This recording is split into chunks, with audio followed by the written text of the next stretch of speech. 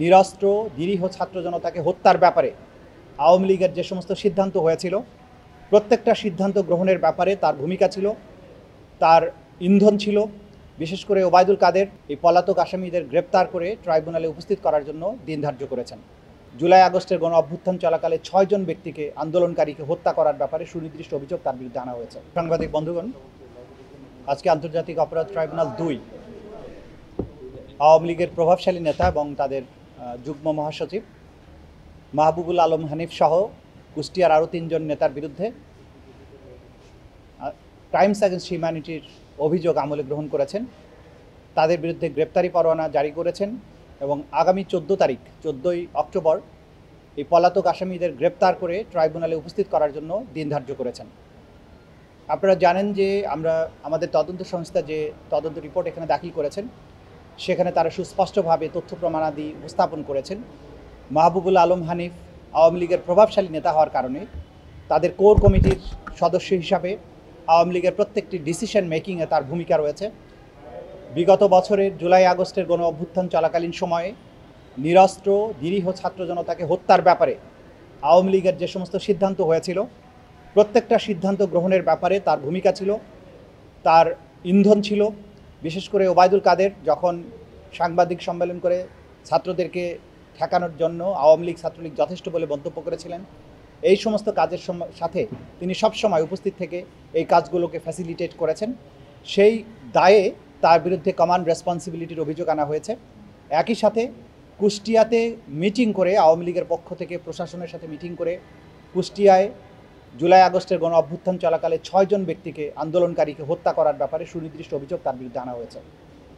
মোট 3টা অভিযোগ ইতিমধ্যে তার বিরুদ্ধে আনা হয়েছে, চার্জ আনা হয়েছে। একটা হচ্ছে প্রথমত আন্দোলনকারীদের দমনের জন্য ছাত্রলীগ যথেষ্ট এবং সেই ব্যাপারে ওবায়দুল কাদেরের যে বক্তব্য সেই মিটিংয়ে নিজে উপস্থিত থেকে ওবায়দুল কাদেরের সাথে এই সিদ্ধান্তে একমত পোষণ করা এবং সিদ্ধান্ত গ্রহণের ব্যাপারে তার ভূমিকা, এটা হচ্ছে একটা অভিযোগ।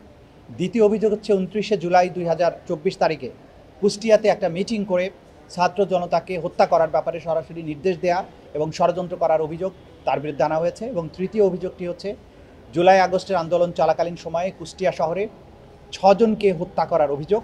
এই 3টি অভিযোগে তার বিরুদ্ধে ফর্মাল চার্জ দাখিল করা হয়েছে। আজকে সেই ব্যাপারে তাদের এই 4 জনের বিরুদ্ধে অভিযোগটা আমলে নিয়ে আনুষ্ঠানিক বিচারের যে যাত্রা সেটা শুরু হয়েছে। আমরা আপনাদেরকে এই কথাটি বলতে চাই, যারা এতদিন ধরে বিভিন্নভাবে শঙ্কা প্রকাশ করেছিলেন যে বিচার কেন দেরি হচ্ছে বা বিচার আদৌ হচ্ছে কিনা, এগুলো হচ্ছে তাদের জন্য জবাব। তদন্ত চলাকালীন যে সময়টুকু দরকার ছিল সেগুলো পার হয়েছে। তদন্ত রিপোর্টগুলো হাতে আসার পর একটার পর একটা করে ফর্মাল চার্জ দাখিল হচ্ছে, বিচারের আনুষ্ঠানিক যাত্রা শুরু হয়েছে, অনেকগুলো মামলার চূড়ান্ত পর্বে রয়েছে। সুতরাং জাতির যে প্রত্যাশা ছিল যে এই নিকৃষ্টতম হত্যাকারীদের, গণহত্যাকারীদের, মানবতা বিরোধী অপরাধ সংগঠনকারীদের বিচার এই বাংলাদেশে যাতে হয়, সেটা হওয়ার ব্যাপারে আন্তর্জাতিক অপরাধ ট্রাইব্যুনাল সঠিক রাস্তায় আছে।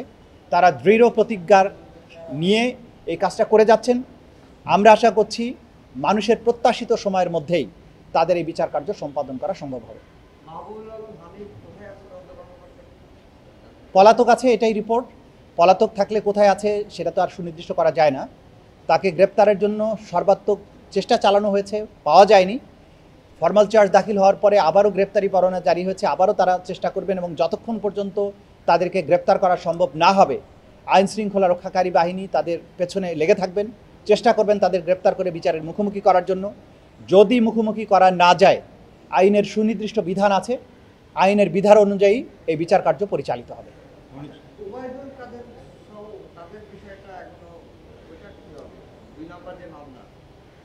আমরা যেটা আপনাদেরকে বারবারই বলেছি, সপ্তাহে একবারে হবে না, ক্রমান্বয়ে একটার পর একটা হতে থাকবে।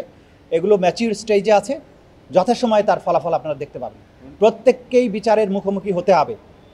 কেউ পার পেয়ে যাবেন, কাউকে ইনডেমনিটি দেওয়া হবে, কেউ পালিয়ে থেকে বাঁচার চেষ্টা করবেন, এই ধরনের দুরাশা করে লাভ নেই। ন্যায় বিচার সবসময় তার আপন গতিতে চলবে এবং আইন নিরপেক্ষভাবেই কাজ করবে। কেউ অপরাধ করে পার পেয়ে যাবেন এইটা বিশ্বাস করার কোনো সুযোগ এই বাংলাদেশে থাকবে না। গুমের মামলাগুলোর সবশেষ আপডেট আমরা একটু জানতে চাচ্ছি, কবে নাগাদ আপনারা একটু শেষ করবেন বা আপনারা কি একটু জানতে চাই? এটা গতকালকেই বলে দিয়েছি। আপনারা খুব সহসাই এই সপ্তাহের মধ্যেই এটার এক বেশ অনেকগুলো ঘটনার কথা আমরা বলেছি যে অনেকগুলো ঘটনা ঘটবে, আমরা দেখবেন। আমরা আজকে এই ব্যাপারে কোনো কিছু বলতে যাচ্ছি না। একটা সপ্তাহ আর কয়েকটা দিন অপেক্ষা। এক সপ্তাহ গুমের লাগে। মামলা তদন্ত কি শেষ এরকম বলা যায়? গুমের মামলা তো অনেক, সবগুলো শেষ না হলেও প্রধান কয়েকটি মামলার তদন্ত রিপোর্ট এই সপ্তাহে দাখিল হবে। এই ব্যাপারে আপনারা নিশ্চিত থাকুন। এটা যেহেতু কমপ্লেক্স মামলা, সেজন্য খুব খুঁটিনাটি বিষয়গুলো আমরা চেক করছি। তদন্ত রিপোর্ট এই সপ্তাহেই পেয়ে যাবেন ইনশাল্লাহ। সেখানে কি প্রধান আসামি শেখ হাসিনা? আর বাকিটুকু দেখতে পাবেন।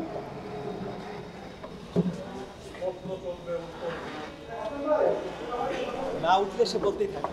না সমস্যা নাই, সমস্যা নাই, মানে বাকিটা আমরা ক্যালকুলেশন করে নেব, অঙ্ক মিলে তো